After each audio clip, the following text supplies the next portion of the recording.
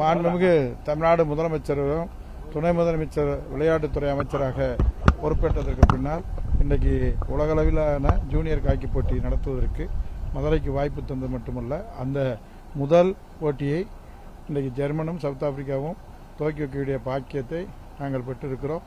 இது திராவிட முன்னேற்ற கழகத்தினுடைய எந்த அளவிற்கு நம்முடைய திராவிட மாடல் ஆட்சி ஒரு மிகப்பெரிய மதுரைக்கு பெருமை சேர்த்திருக்கிறது.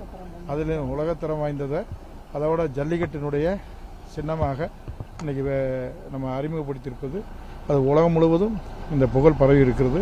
எனவே அந்த முதல் போட்டியை நாங்கள் துவங்கி வைக்கிறது நம்முடைய முதலமைச்சருக்கும் துணை முதலமைச்சருக்கும் நன்றியை வாழ்த்துக்கிறேன். அரங்கத்தை துணை முதலமைச்சர் தந்து இன்றைக்கு வரலாற்று சிறப்பு மிக்க இந்த போட்டி இங்கே மதுரையில் முதலாக துவக்குவதற்கும் வாய்ப்பு தந்திருக்கக்கூடிய முதல்வருக்கும் துணை முதல்வர்களுக்கும் மதுரை மாவட்ட மக்களின் சார்பில் நன்றியும் வாழ்த்துக்களையும் தெரிவித்துள்ளேன். மாண்புமிகு தமிழ்நாடு முதலமைச்சரும் துணை முதலமைச்சர் விளையாட்டுத்துறை அமைச்சராக பொறுப்பேற்றதற்கு பின்னால் இன்றைக்கு உலகளவிலான ஜூனியர் காக்கி போட்டி நடத்துவதற்கு மதுரைக்கு வாய்ப்பு தந்தது மட்டுமல்ல, அந்த முதல் போட்டியை இன்றைக்கு ஜெர்மனும் சவுத் ஆப்பிரிக்காவும் துவக்கி வைக்கக்கூடிய பாக்கியத்தை நாங்கள் பெற்றிருக்கிறோம்.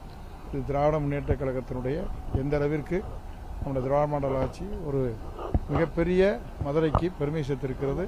அதில் உலகத்தரம் வாய்ந்ததை அதோட ஜல்லிக்கட்டினுடைய சின்னமாக இன்றைக்கி நம்ம அறிமுகப்படுத்தியிருப்பது அது உலகம் முழுவதும் இந்த புகழ் பரவி இருக்கிறது.